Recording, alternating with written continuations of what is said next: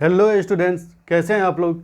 अभी इस लेक्चर में हम लोग जो है ना करंट सोर्स पढ़ेंगे। करंट सोर्स का बेसिक कनेक्शन पढ़ेंगे, हम लोग कैसे कनेक्ट कर सकते हैं। इसका कैरेक्टरिस्टिक हम लोग पहले देख चुके हैं। इस लेक्चर में हम लोग क्या क्या पढ़ेंगे वो हम आपको बता दे रहे हैं। पहले तो करंट सोर्स का कनेक्शन, एक दो एग्जाम्पल, दो चार जो भी है, जितना भी है, ठीक है। उसके बाद हम लोग पढ़ेंगे इसमें जो पैसिव एलिमेंट है, रेसिस्टेंस क्या होता है, पता होगा आपको, लेकिन डेफिनेटली आपको कुछ कुछ नया चीज़ समझ में आएगा यहाँ पे। फिर कोशिश करेंगे कि इंडक्टेंस भी हम आपको बताएं यहाँ पे, इंडक्टेंस, ठीक है। तो ये इतना चीज़ कवर करेंगे आज हम लोग। इंडक्टेंस कितना इंपॉर्टेंट है आपको पता ही होगा, हर सब्जेक्ट में इंडक्टेंस का यूज़ है। करंट क्यों नहीं अचानक से चेंज हो सकता है इंडक्टेंस में, ठीक है। अगर इंडक्टेंस को हम लोग वोल्टेज सोर्स के अक्रॉस लगा देंगे तो क्या होगा, डीसी वोल्टेज के अक्रॉस लगाएंगे तो क्या होगा, ठीक है। स्ट्रेट लाइन में इंडक्टेंस क्यों नहीं होता, वो सब चीज़ अभी हम लोग देखेंगे। पहले तो अभी करंट सोर्स देखते हैं, हम लोग स्टार्ट करते हैं, ठीक है।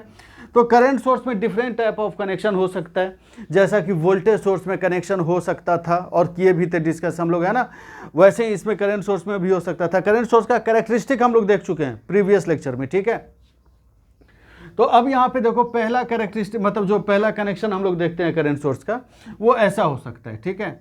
दो करंट सोर्स, जैसे I1 यहाँ पे है और ये सपोज करिए I2 यहाँ पे। करंट सोर्स को हम लोग ऐसे रिप्रेजेंट करते हैं ना, पता है आप लोगों को, ठीक है। एक सर्किल ले लो, उसमें एक एरो दिखा दो। एरो का डायरेक्शन कैसा होना चाहिए, जिस डायरेक्शन में करंट फ्लो हो रहा है, ठीक है। तो देखो, आप एक चीज़ आपको याद रखना है कि जब भी एक लाइन में करंट सेम ही होता है, मतलब ये I1 है ना, तो I1 यहाँ पे भी है, I1 यहाँ से लेके यहाँ तक I1 ही है, ठीक है। यहाँ से लेके यहाँ तक I1 ही है, तो ये I1 हो गया।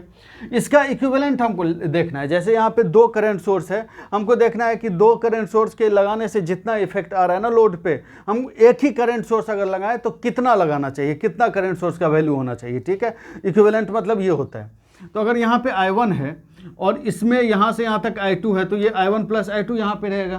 तो इसका इक्विवेलेंट मतलब क्या हुआ, इसको हम लोग यहाँ पे I1 प्लस I2 लिखना है, ठीक है।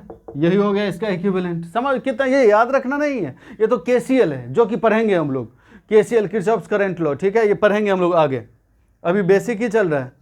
सिमिलरली अगर मान लो सेकेंड कनेक्शन देखना है हम लोगों को, ठीक है, हम लोग सेकेंड कनेक्शन अगर देखना है, जैसे इसका एक एग्जाम्पल भी देख लो आप, एग्जाम्पल भी लेते चलते हैं हम लोग। जैसे मान लीजिए ये 2 एम्पियर है, ठीक है, 3 ओम है, और फिर यहाँ पे एक सेकेंड, यहाँ पे ये 3 एम्पियर है।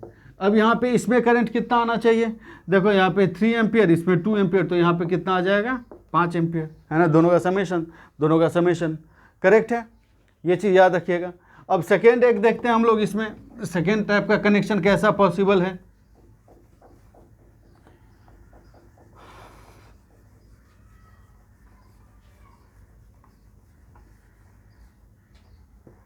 एक मिनट, सेकेंड टाइप का कनेक्शन देखिए आप, कि अभी दोनों करंट जो था ना सेम डायरेक्शन में था, ठीक है। करंट का डायरेक्शन दोनों में सेम था। अभी जस्ट अपोजिट कर दे रहे हैं हम लोग। सपोज करो ये I1 है, ठीक है, और ये सपोज करिए I2 है। अब इसका इक्विवेलेंट क्या होना चाहिए, सिंपल ही है, कुछ नहीं है इसमें। देखिए आप, दिस इज I1, मतलब यहाँ से लेके यहाँ तक I1 है, इसमें से I2 इधर चला गया, है ना। तो यहाँ पे कितना रहेगा, I1 माइनस I2। ये KCL है, KCL हम लोग आगे पढ़ेंगे हम लोग, ठीक है। ये I1 है यहाँ पे, इसमें से I2 चला गया, तो यहाँ पे कितना रहेगा, I1 माइनस I2 रहेगा ना। यहाँ पे I1 माइनस I2, तो इसका इक्विवेलेंट हम लोग कितना कर सकते हैं, यहाँ पे I1 माइनस I2। अब हम आपको बता रहे हैं, इसमें दो चीज़ पॉसिबल है, या तो पहला चीज़ I1 ज़्यादा हो, दूसरा चीज़ I2 ज़्यादा हो, ठीक है। तो दोनों लेके चलते हैं हम लोग। सपोज करिए यहाँ पे ये I1 ज़्यादा है, तो यहाँ पे सपोज करिए 4 एम्पियर है, ये 2 एम्पियर है, ठीक है। तो 4 माइनस 2 यहाँ पे कितना होगा, 2 एम्पियर। तो 2 एम्पियर पॉजिटिव है, तो करंट का डायरेक्शन ऐसा ही रहेगा, यही रहेगा, ठीक है। तो इस केस में वैसा ही रहा। अब दूसरा केस हम लोग लेके चलते हैं। सपोज करिए ये 2 एम्पियर है और ये 4 एम्पियर है। अब क्या होगा यहाँ पे, तो I1 माइनस I2, अब यहाँ पे देखें तो -2 आ जाएगा ना। तो -2 इस डायरेक्शन में -2 है, कहने का मतलब नीचे की डायरेक्शन अब ले लेंगे हम लोग, ठीक है। करंट का डायरेक्शन माइनस होने का मतलब करंट का जो है ना वैल्यू -2 होने का मतलब ये है कि जो डायरेक्शन हम लोग लिए हुए हैं जस्ट उसका अपोजिट डायरेक्शन होना चाहिए, ठीक है। तो इस डायरेक्शन में अगर -2 है तो मतलब 2 किस डायरेक्शन में होगा, इसके नीचे वाले डायरेक्शन में, ठीक है। तो उस केस में नीचे हो जाता है ना, उस केस में, इस केस में जो है ना इसको हम लोग ऐसा लिखते हैं 2 एम्पियर, ठीक है। अगर ऐसा रहता तो ये 2 एम्पियर रहता, ये 4 एम्पियर रहता, तो 2 एम्पियर नीचे की डायरेक्शन में, ठीक है। इतना तो चले समझ गए आप लोग। अब जो है ना एक और इम्पॉर्टेंट इसमें कनेक्शन है, एक काम करते हैं, ये सब पढ़ लेते हैं, फिर कुछ क्वेश्चन करेंगे हम लोग इस पे, ठीक है। इसमें एक और कनेक्शन है जो कि हमको लगता है बहुत इंपॉर्टेंट है, third connection. 2 current source series में है,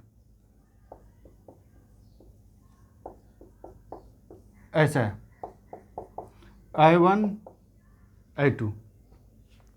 अब इस केस में क्या होना चाहिए, 2 करंट सोर्स सीरीज में है। तो अब देखो सबसे पहले तो आपको ये समझना है, देखो ये I1 I2 अलग अलग है। सबसे पहले तो आप कुछ चीज़ समझो इसको समझने से पहले। अब मान लीजिए कि 5 मतलब करंट क्या होता है, फ्लो ऑफ इलेक्ट्रॉन्स है करंट, ठीक है। तो अगर मान लीजिए 10 इलेक्ट्रॉन यहाँ से आया, ऐसे आया, ऐसे आया, यहाँ से यहाँ तक गया, ठीक है।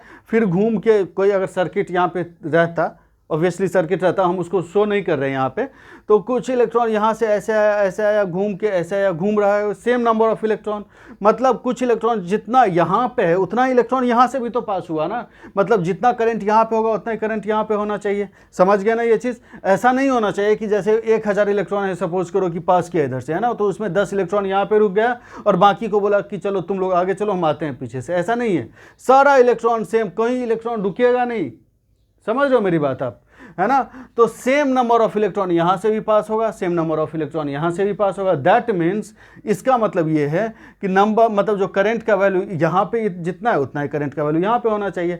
तो मतलब जो अलग अलग आपको शो किया रहेगा ना, तो अलग अलग हो ही नहीं सकता, ये दोनों सेम ही होना चाहिए। और सीरीज में तो करंट सेम ही होता है, तो ये I1 = I2 का वैल्यू ये दोनों सेम ही होना चाहिए और कुछ I होना चाहिए। आया समझ में ये चीज़। जैसे कि हम एक चीज़ बता रहे हैं, इस पर कुछ एग्जाम्पल देख लो, आप अभी देख लो तो अच्छे समझ में आएगा आपको, ठीक है।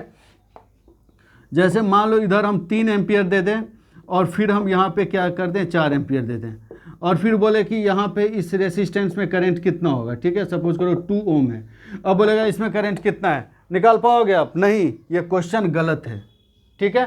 कैसे गलत है? क्योंकि अलग अलग करंट इसमें दिया हुआ है, ठीक है, ये गलत है ये, ठीक है।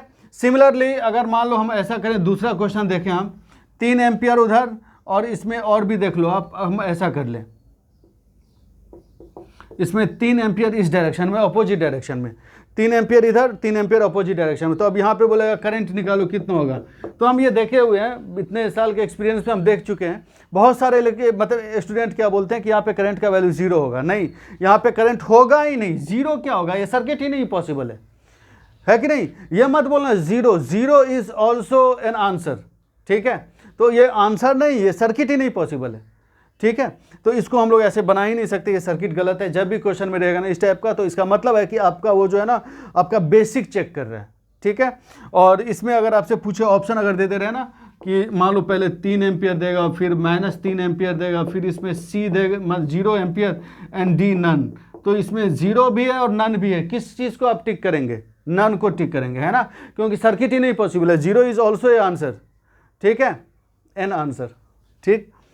समझ गए ये चीज़। तो सीरीज में तो करंट सेम ही होना चाहिए। अब एक और, अगर मान लो एक और एग्जांपल देखते हैं, मतलब एक और कनेक्शन हम लोग देखते हैं, इसके बाद हम लोग बेसिक आएंगे, ओम्स लॉ भी पढ़ेंगे हम लोग। फोर्थ देखिए, ऐसा अगर होता,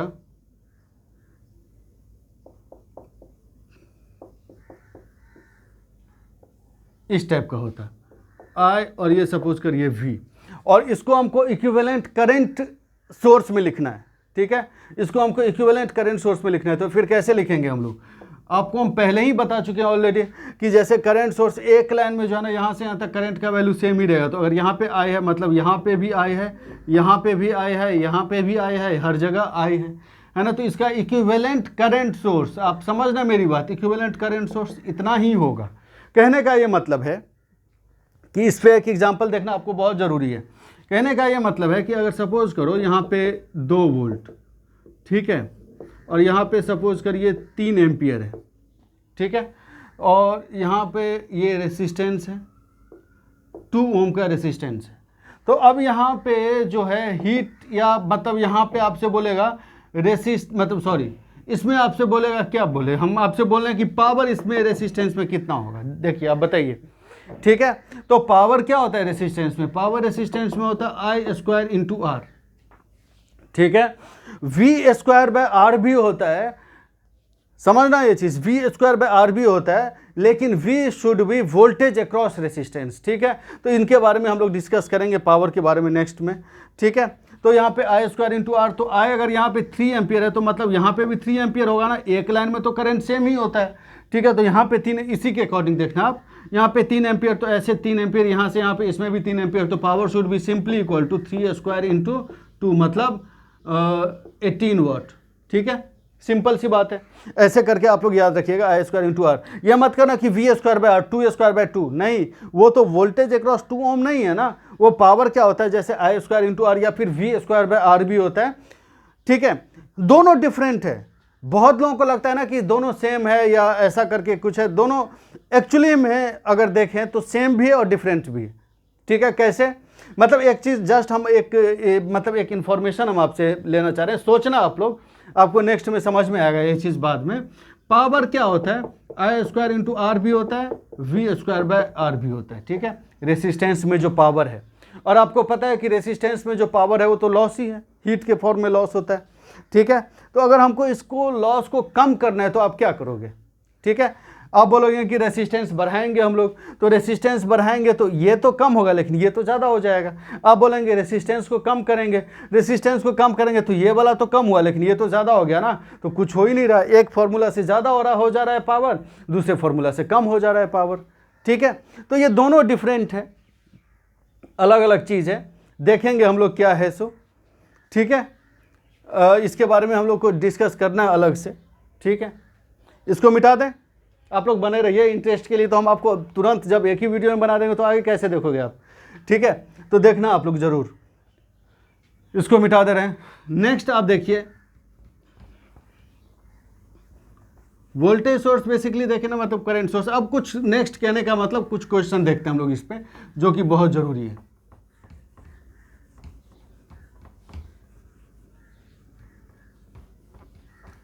देखना आप लोग, जैसे ऐसा है कुछ क्वेश्चन देखिए।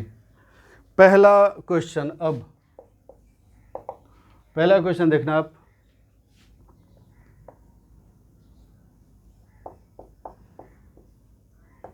थ्री एम्पियर 2 ओम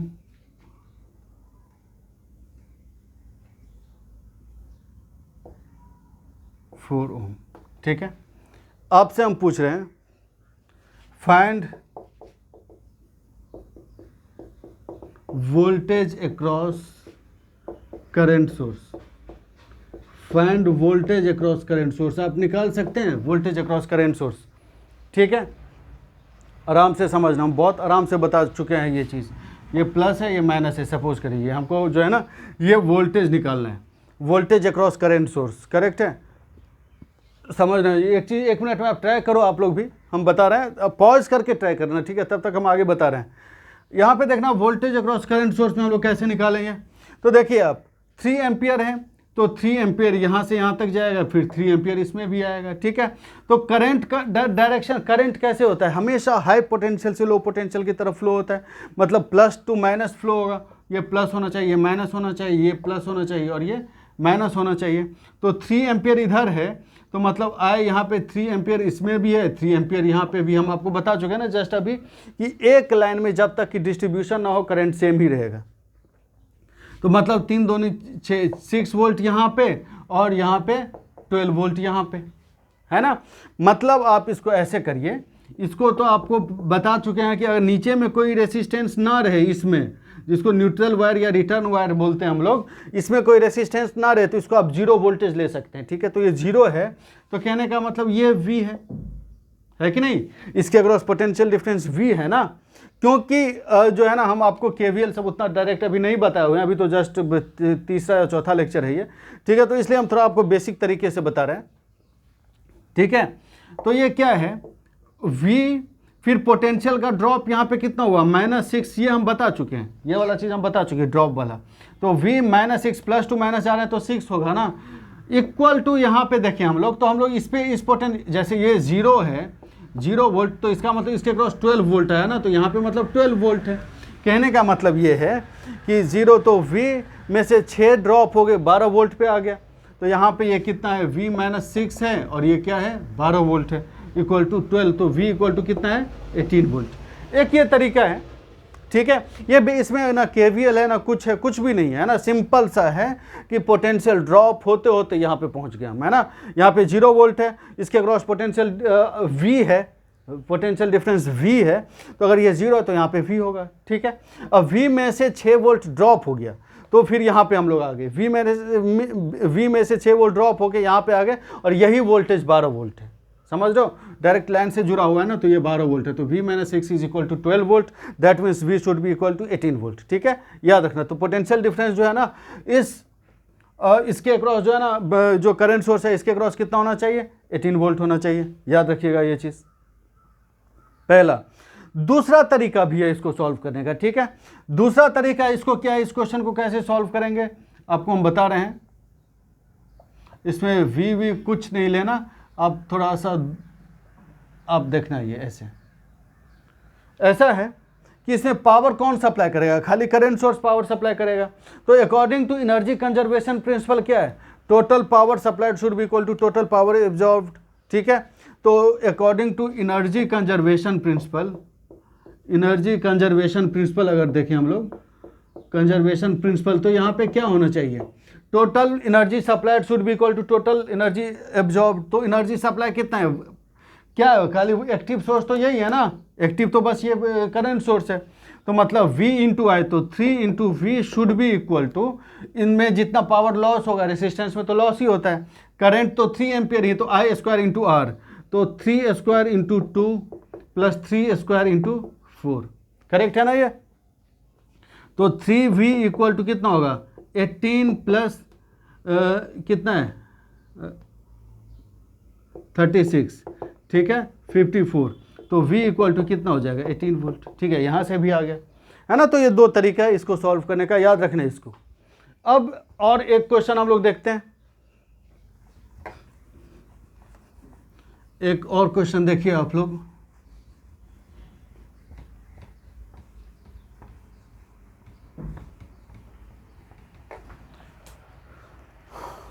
देखो ये कि सपोज करिए ऐसा है,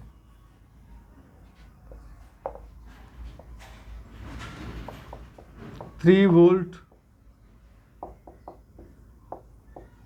2 एम्पियर, और यहाँ पे कोई वोल्टेज नहीं दिया हुआ है, ठीक है, और यहाँ पे रेसिस्टेंस भी ले लेते हैं हम लोग 2 ओम।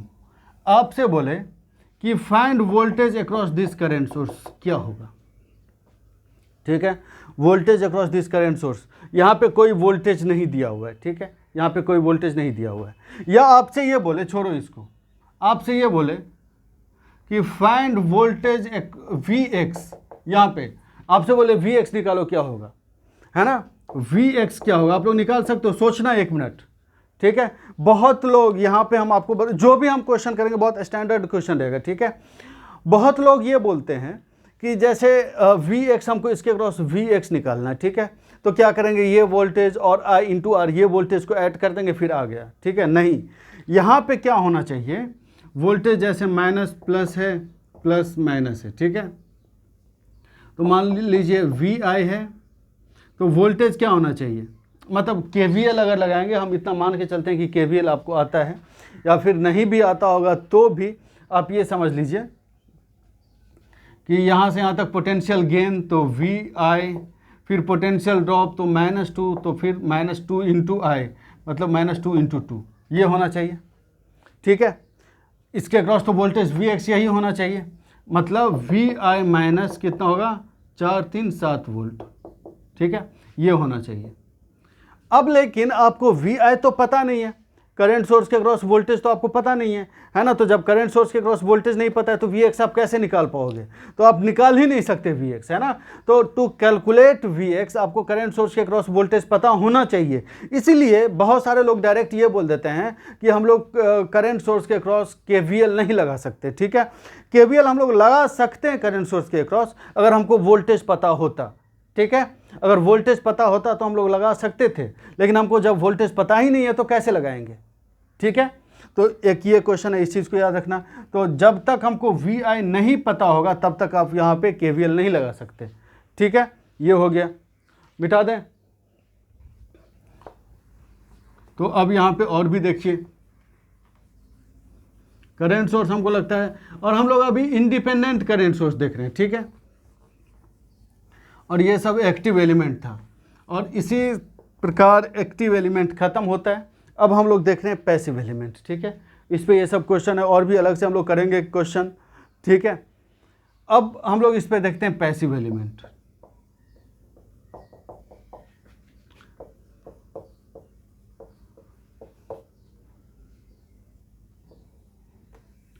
पैसिव एलिमेंट, पैसिव एलिमेंट के बारे में डिफिनीशन तो जानते ही होंगे ना। हर वो एलिमेंट जो एनर्जी को कंज्यूम करता है, ठीक है। हर वो एलिमेंट जो, जैसे दो टाइप का एलिमेंट होता है हमारे पूरे नेटवर्क में, जो भी पावर सिस्टम है। पावर सिस्टम कहने का मतलब कुछ जनरेशन होगा, कुछ जैसे घर है, ठीक है। तो यही है ना कि घर में पावर तो कंज्यूम होता है और पावर जनरेट हो रहा होगा कहीं ना कहीं पे, है ना।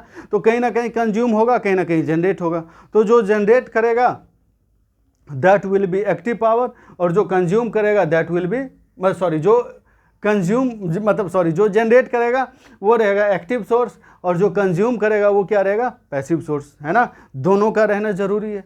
अगर पैसिव सोर्स नहीं रहता तो एक्टिव सोर्स अकेले रह के क्या कर लेता, ठीक है। और जब अगर एक्टिव सोर्स नहीं रहता तो पैसिव सोर्स में एनर्जी आता कहाँ से, ठीक है।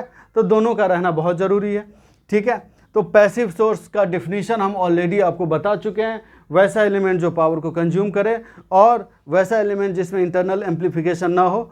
प्रीवियस लेक्चर में देखना आप लोग, ठीक है, डेफिनेशन। अब इसमें था, सबसे पहले जो है ना, हम आपको सजेस्ट करेंगे कि इसमें ओम्स लॉ पर हो आप, ठीक है। ओम्स लॉ आप बोलेंगे कि सर पैसिव एलिमेंट है, इसमें ओम्स लॉ ज़रूरी है, ठीक है। अगर यहाँ नहीं पढ़ेंगे तो आप कहाँ पढ़ेंगे, कहीं ना कहीं तो पढ़ना पड़ेगा ना ओम्स लॉ। देखो ओम्स लॉ क्या है। ओम्स लॉ जस्ट, आप जैसे मान लीजिए कि ये कंडक्टर है कोई, ठीक है, इस टाइप का, ये L लेंथ है, ठीक है। और ये जो क्रॉस सेक्शनल एरिया है वो A है, करेक्ट है।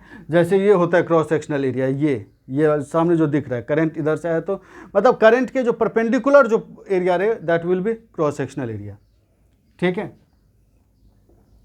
तो जो ओम्स लॉ है, ओम्स लॉ क्या है, द करंट डेंसिटी, ये लिखना आप लोग, the current density, the current density in a conductor,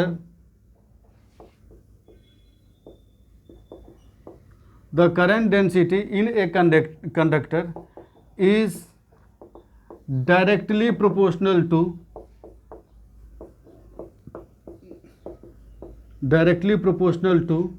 electric field applied, है ना। ये चीज़ है, इस चीज़ को आप लोग लिख लीजिएगा। ओम्स लॉ का बेसिक जो होता है ना, सबसे पहला फॉर्म ओम्स लॉ का, बहुत सारा फॉर्म है ओम्स लॉ का, तो सबसे पहला फॉर्म ये है, the current density in a conductor is directly proportional to electric field applied, है ना। होपफुली आप लोग ये लिख चुके होंगे। अब इसको इलेबोरेट करते हैं, हम लोग देखते हैं कि ये है क्या, इसका मतलब, ठीक है।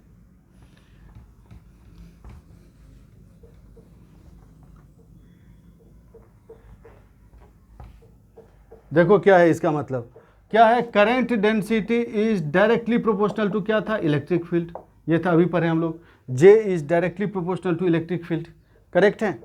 मतलब जे को हम लोग ऐसे लिख सकते हैं, डायरेक्टली प्रोपोर्शनल है तो इसको हटा के प्रोपोर्शनलिटी कांस्टेंट लगा सकते हैं हम लोग, ठीक है। एंड दिस, ये जो आपको दिख रहा है ये है कंडक्टिविटी, ठीक है, कितना आसानी से कंडक्ट करेगा, ठीक है। क्योंकि यहाँ पे कंडक्टिविटी, इसको हम इसलिए लिखे, हम आपको बता दे रहे हैं कंडक्टिविटी का मतलब क्या है। यहाँ पे हम इसको कंडक्टिविटी ही क्यों बोल रहे हैं, क्योंकि अगर मतलब मान लो इलेक्ट्रिक फील्ड को आप ज़्यादा करो तो करंट डेंसिटी ज़्यादा होगा, करंट डेंसिटी ज़्यादा होने का मतलब करंट ज़्यादा होगा, करेक्ट है। तो मतलब करंट ज़्यादा होने का मतलब कंडक्शन को अलाउ कर रहा है ना, ये कंडक्शन को ज़्यादा कर रहा है ना, सपोर्ट कर रहा है ना, इसीलिए that element, this element is called conductivity. Correct है, समझ में आ गया है ना, ये इस चीज़ को ध्यान में रखना है ना, कंडक्टिविटी होना चाहिए। अब यहाँ पे देखिए ये करंट डेंसिटी है, करंट डेंसिटी क्या होता है, I by A, current per unit area is called current density, current per unit area. अगर ये सब लिखना है ना तो जो हम बोल रहे हैं इसको लिख लो आप, है ना। करंट डेंसिटी क्या होता है, this is current density, current density is current per unit area is called current density, ठीक है। Current per unit area is called current density, current per unit area is called current density, ठीक है। Equal to, अच्छा अब इसका बोलेगा कि अब इसका यूनिट बताओ, आप करंट डेंसिटी का यूनिट बताओ, तो करंट का यूनिट क्या होता है एम्पियर, एरिया का यूनिट क्या होता है मीटर स्क्वायर, तो एम्पियर पर मीटर स्क्वायर। ये सभी पूछता है एसएससी में, डिप्लोमा सब में पूछता है ये क्वेश्चन, देखें हम ये, है ना। तो करंट का यूनिट क्या होता है एम्पियर और एरिया का यूनिट मीटर स्क्वायर, तो एम्पियर पर metre square. This is equal to conductivity into electric field है ये, तो electric field is V divided by L, potential difference by L। इस चीज़ को आप लोग बाद में देखेंगे जब हम लोग EMFT पढ़ेंगे, आपको ऐसे तो पता ही होगा dV equal to minus EX dx ये होता है, ठीक है। या फिर इसको हम लोग डायरेक्ट लिखें तो V equal to E into L भी होगा, EX इंटू DX मतलब E इंटू एल ही हुआ ना, तो इसका मतलब E is equal to V by L। मतलब ये चीज़ है बाद का चीज़ है, इसलिए हम इस पर कोई फोकस नहीं कर रहे हैं ना, इलेक्ट्रिक ये EMFT वाला चीज़ है, ठीक है। इस चीज़ को ध्यान में रखना, ये बहुत ज़्यादा इस पर हम लोग फोकस नहीं कर रहे हैं, याद रखना बस। तो कहने का ये मतलब है ये फर्स्ट फॉर्म है ओम्स लॉ का, ठीक। तो अब I इज इक्वल टू यहाँ पे क्या होगा, sigma into A divided by L into V, यही होगा ना। तो इसका मतलब हम लोग क्या लिख सकते हैं, यहाँ पे देखिए I is directly proportional to V, है कि नहीं। यहाँ पे ओम्स लॉ ही स्टार्ट किया, तो यहाँ पे क्या है, current is directly proportional to V। मतलब यहाँ पे ये है आप, अच्छा बहुत लोग ये डिबेट करते हैं ना, हम देखें ये चीज़ कि आपस में एकदम मारपीट तक की बात पहुँच जाती है। कोई ये बोलता है कि I directly proportional to V, कोई बोलता है V directly proportional to I। दोनों सेम है ना, लेकिन दोनों में डिफरेंस है, ठीक है, समझ रहे हो ये चीज़। I is directly proportional to V और V is directly proportional to, ऐसे मैथमेटिकली देखो तो सेम ही लग रहा है, लेकिन थोड़ा बहुत डिफरेंस है दोनों में। यहाँ पे क्या है कि जैसे जैसे अब वोल्टेज यहाँ पे इसके क्रॉस लगाए हुए होते हैं, जैसे जैसे वोल्टेज इंक्रीज करो इस सर्किट में करंट भी इंक्रीज करते जाएगा, ठीक है। और बता रहे हैं हम, आगे बता रहे हैं आपको, ठीक है। और एक तो ये हो गया I is directly proportional to V, और एक होता है जैसे मान लो इधर आपको दिखाई दे रहा है ना, एक मिनट रुको, जैसे आप मान लीजिए इसको हम मिटा दे रहे हैं अब इधर,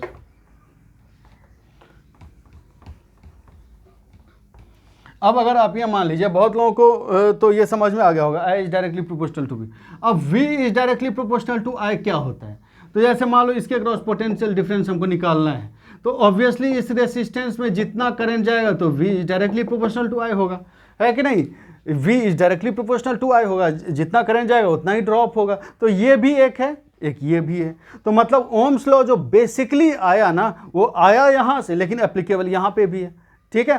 तो अगर आपसे डायरेक्ट बोलेगा ना कि ओम्स लॉ क्या है, तो आपको अगर ऐसे अगर देखना है ना पॉइंट वाइज, अगर आपको सही होना तो बोलना ये चाहिए, लेकिन वो भी सही है, ठीक है। अब यहाँ पे देखिए कि अप्लाई हम लोग वहाँ पे भी कर सकते हैं, तो I is directly proportional to V हो गया। अच्छा वो जो हम लिखे हैं अभी, जो current density should be directly proportional to electric field, तो उसमें ये भी लिख लीजिएगा, आप लोग ऐड कर लीजिएगा, at constant temperature and constant conductivity and constant pressure, correct है। इस चीज़ को भी आप लोग लिख लीजिएगा उसमें एडिट करके। अब यहाँ पे देखो कि इसमें आप लोग एक चीज़ और भी देखिए, जो I is equal to rho A by L into V, तो आप लोग इसको ऐसे भी लिख सकते हैं, V is equal to I into L by sigma, ठीक है। आप इसको ऐसे भी लिख सकते हैं, आप इसको ऐसे भी यहाँ पे लिख सकते हैं, I into rho L by A, ठीक है। Rho is equal to 1 by sigma. Sigma अगर कंडक्टिविटी है, सिग्मा अगर करंट को मतलब करंट को अगर जो है ना सब ये कर रहा है, करंट को सपोर्ट कर रहा है तो 1/σ मतलब अपोज करेगा, उल्टा हो गया ये, तो इसको हम लोग बोलते हैं रेसिस्टिविटी, रेसिस्टिविटी, ठीक है, दिस इज रेसिस्टिविटी। अब रेसिस्टिविटी इसको हम लोग, ये हो गया resistance, V is equal to I into R, ये हो गया रेसिस्टेंस। तो रेसिस्टेंस क्या हो गया, resistance is rho L by A, ठीक है। तो ओम्स लॉ हमको लगता है कि आपको समझ में आ गया होगा। अब हम लोग देखते हैं रेसिस्टेंस क्या है, ठीक है। ओम्स लॉ इतना ही है, ठीक है। अभी इस पे तो और भी जब क्वेश्चन आप लोग करोगे तो बहुत समझ में आएगा आपको। अब यहाँ पे देखिए रेसिस्टेंस, क्वेश्चन भी करवाएंगे हम, उसका अलग से लेक्चर बनाएंगे हम लोग, ठीक है। इसको मिटा रहे हैं, रेसिस्टेंस समझ में आ गया। अब पैसिव एलिमेंट में सबसे पहला चीज है रेसिस्टेंस।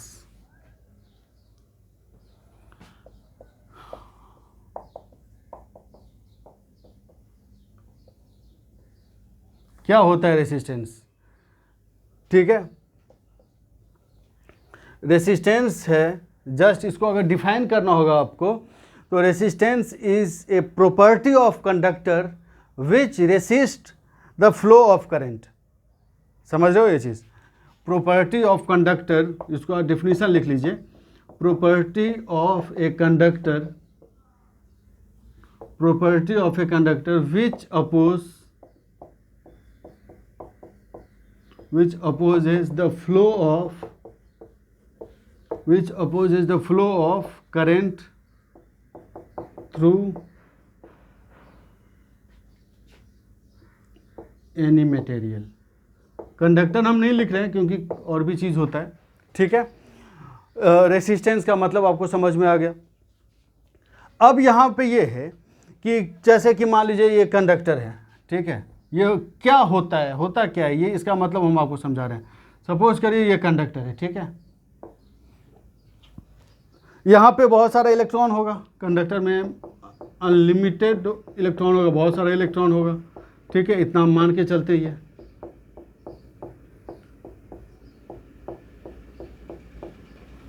ठीक है, तो इसमें अगर बहुत सारा इलेक्ट्रॉन है, तो अगर मान लो इसमें करंट फ्लो होना है, तो अगर ये इलेक्ट्रॉन मूव करे इधर, तो क्या होगा, ये इलेक्ट्रॉन आसानी से थोड़ी ना मूव कर पाएगा। ये इलेक्ट्रॉन क्या करेगा, इससे धक्का करेगा, इससे धक्का करेगा, इससे धक्का लगेगा ना, तो आराम से तो नहीं मूव कर पाएगा।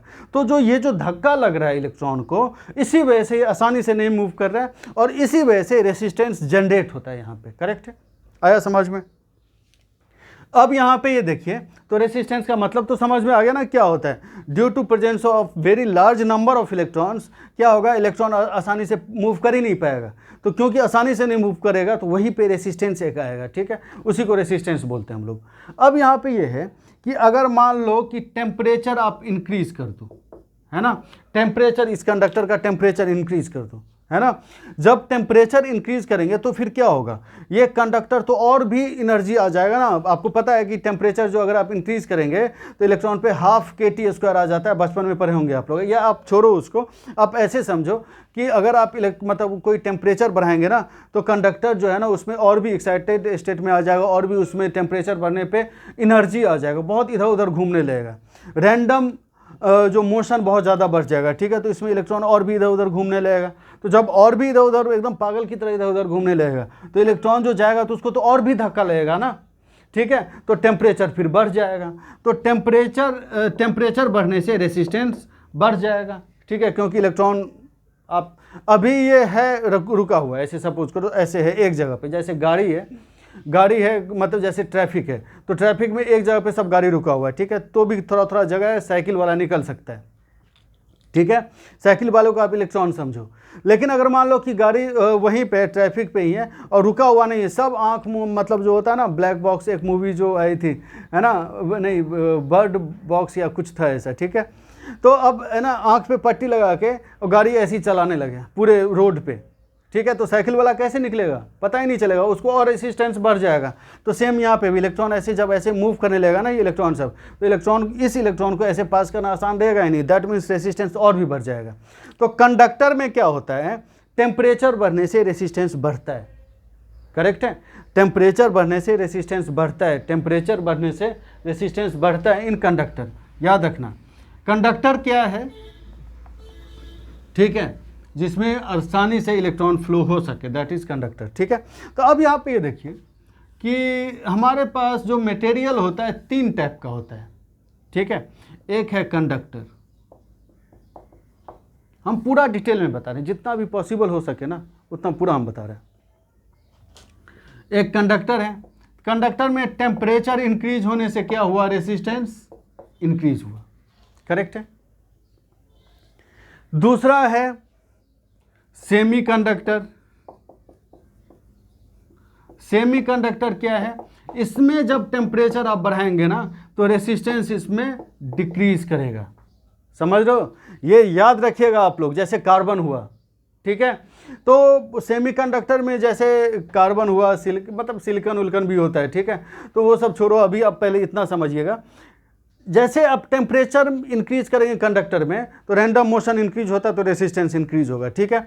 लेकिन सेमीकंडक्टर में क्या होता है, सेमीकंडक्टर में ऐसा होता है कि जैसे एक है, आपको समझिए, ये है वैलेंसी बैंड, ठीक है, और एक होता है कंडक्शन बैंड। जैसे आप टेम्परेचर इंक्रीज करेंगे ना तो इलेक्ट्रॉन यहाँ से कूद के इसमें आ जाएगा, और जैसे कंडक्शन बैंड में आएगा तो कंडक्शन स्टार्ट हो जाएगा, ठीक है। तो रेसिस्टेंस तो डिक्रीज हो गया ना, जैसे कंडक्शन स्टार्ट हुआ रेसिस्टेंस डिक्रीज हो गया।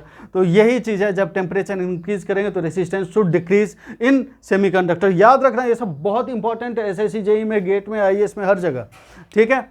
अब एक है सुपर कंडक्टर, का नाम सुने हो, सुपर कंडक्टर, ठीक है। सुपर कंडक्टर क्या है, सुपर कंडक्टर है जिसका रेसिस्टिविटी 0 है, दैट मीन्स जिसका रेसिस्टेंस 0 है ना। वैसा जिसमें कोई रेसिस्टेंस है ही नहीं, एक एग्जांपल तो जिसमें कोई रेसिस्टेंस नहीं होगा, वो हम आपको बता रहे हैं, एग्जांपल हम दे रहे हैं। और इस चीज़ को याद रखना, आप लोगों से पूछा भी जाता है ये एग्जाम सब में, कि मरकरी जो होता है ना, मरकरी क्या, जो थर्मामीटर में होता है, ठीक है, at 4.15 kelvin temperature behaves as a super conductor, ठीक है। एकदम बहुत बढ़िया, रेसिस्टेंस है ही नहीं, आराम से करंट फ्लो होगा, ठीक है। तो मतलब इस चीज़ को ध्यान में रखिएगा, मरकरी, Hg इज मरकरी, ठीक है, mercury at 4.15 kelvin, almost 4 kelvin, आप ये समझ लो। ऑप्शन में अगर 4 केल्विन भी रहेगा तो आप ऐसा मत करना कि छोड़ देना उसको, तो लगभग 4 केल्विन पे सुपर कंडक्टर की जैसा बिहेव करेगा, कौन, तो मरकरी। इस चीज़ को ध्यान में रखना। और इंसुलेटर क्या है, इंसुलेटर तो कंडक्शन को अलाउ ही नहीं करेगा। तो ये सब चीज़ें, इस चीज़ को थोड़ा सा ध्यान में रखिएगा रेसिस्टेंस में।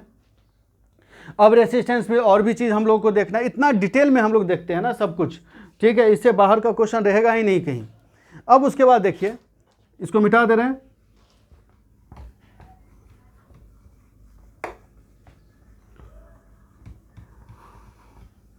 एक मिनट, देखो अब ये रेसिस्टेंस है,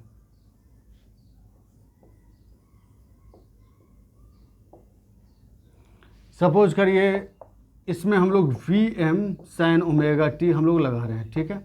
ये AC है, अल्टरनेटिंग है ना, AC है ये, मतलब ये AC कहने का मतलब alternate, alternate plus, alternate minus, plus minus, plus minus, तो ये AC है, ठीक है। तो जब हम लोग AC लगा रहे हैं इसमें Vm sin ओमेगा t, तो यहाँ पे अब करंट कितना होना चाहिए, करंट यहाँ पे कैसा होना चाहिए, तो करंट यहाँ पे होना चाहिए I इक्वल टू होना चाहिए simply Vm sin omega t divided by R, यही तो होता है ना current, I by R, V by R, देखे थे अभी, V equal to I into R, तो R equal to V by R, ठीक है।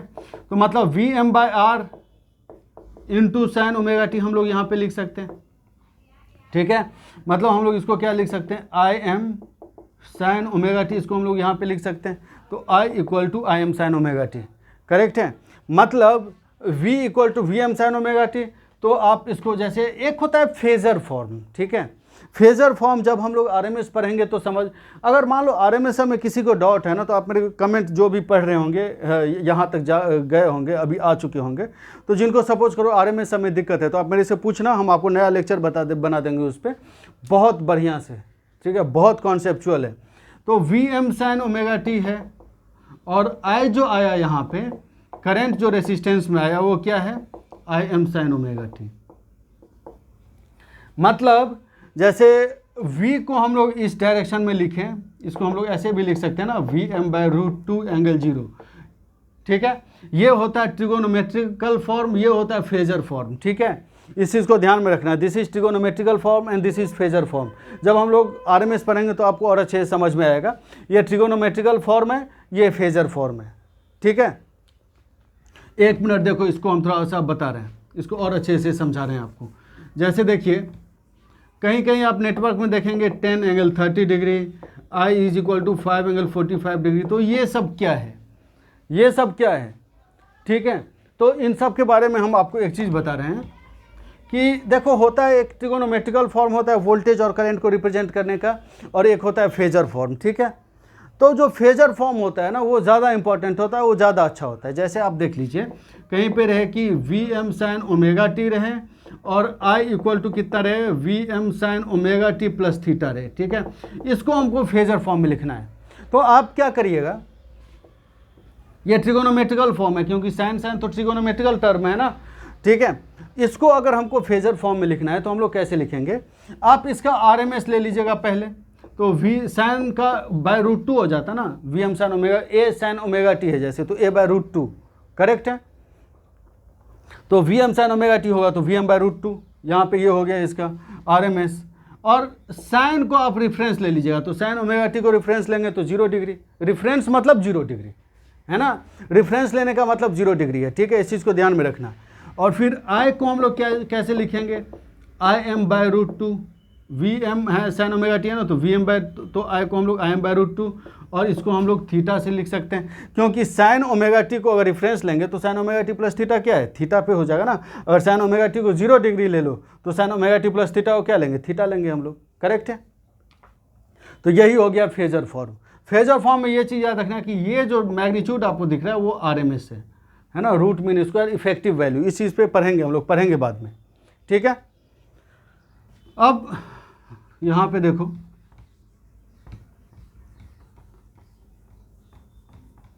यहाँ पे कि जैसे I इक्वल टू इतना है, मतलब V equal to Vm sin omega t, I equal to Im sin omega t है, तो V ऐसे V equal to Vm sin omega t, तो इसको आप कैसे लिख सकते हो, Vm/√2 एंगल 0 डिग्री, करेक्ट है। I equal to Im sin omega t, इसको आप कैसे लिख सकते हैं, Im/√2 एंगल 0 डिग्री। तो दोनों तो सेम ही डायरेक्शन में हो गया ना, ये V हो गया, इधर I हो गया, है कि नहीं। 0 डिग्री के डायरेक्शन में V भी, 0 डिग्री के डायरेक्शन में करंट भी, तो V और I दोनों सेम ही डायरेक्शन में हो गया, है ना। V और I दोनों सेम ही डायरेक्शन में हो गया। तो जब V और I दोनों सेम डायरेक्शन में हो गया तो हम लोग ये बोलते हैं कि दोनों एक ही फेज में है। तो रेसिस्टेंस में वोल्टेज और करंट एक ही फेज में होता है, ठीक है। इस चीज़ को ध्यान में रखिएगा आप लोग। और ये आप मान के चलते हैं हम लोग कि अभी आपको थोड़ा बहुत छोड़ो, खैर उसको छोड़ो, बाद में पढ़ेंगे हम लोग, है ना। तो अभी बस ये समझिएगा, V और I एक ही फेज में रहेगा, एक ही डायरेक्शन में रहेगा, ठीक है। इन रेसिस्टेंस करंट और वोल्टेज एक ही डायरेक्शन में रहेगा। कहने का मतलब एक ही फेज में रहेगा, कहने का मतलब जिस टाइम पे इसमें वोल्टेज सबसे ज़्यादा रहेगा उसी टाइम पे इस पर करंट भी सबसे ज़्यादा रहेगा, ठीक है। आया समझ में। तो अब यहाँ पे देखिए, इसको मिटा दे रहे हैं हम।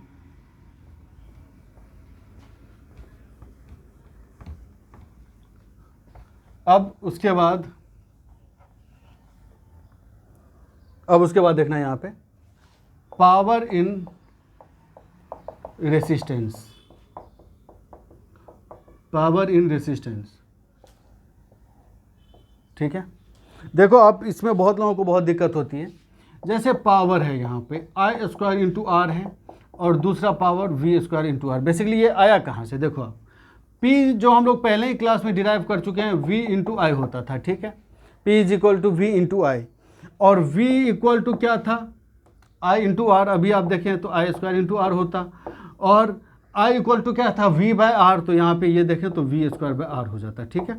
तो ये है, तो कहने का ये मतलब है कि पावर का 3 फॉर्मूला हुआ, हम लोगों को 2 फॉर्मूला पे कंसंट्रेट करना है, ठीक है। तो पहला है यहाँ पे V²/R और दूसरा यहाँ पे I² इंटू R। कब कौन सा फॉलो होगा, ठीक है।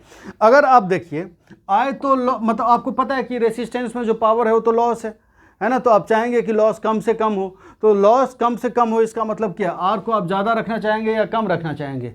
अगर आर को आप ज़्यादा रखना चाहेंगे तो अगर आर को ज़्यादा रखो तो ये कम हो जाएगा और ये ज़्यादा हो जाएगा, आर को ज़्यादा रखोगे तो, ठीक है। तो लॉस तो फिर भी ज़्यादा है, आई स्क्वायर इंटू आर। अब अगर आर को बोलोगे कम रखें तो ये तो कम होगा, फिर ये ज़्यादा हो जाएगा, तो इस फॉर्मूला से ये ज़्यादा हो गया, ठीक है। तो क्या रखें, लॉस को कम करने के लिए क्या रखें, आर को कम रखें या ज़्यादा रखें, वो डिपेंड करेगा कि कौन सा फॉर्मूला हम लोग लगा रहे हैं, या वो डिपेंड करेगा कि सर्किट का कनेक्शन कैसा है, ठीक है। मतलब ये है कि आपको अच्छे से समझना है कि ये फॉर्मूला कब लगाते हैं हम लोग, V square by R, when voltage across R is V, ठीक है।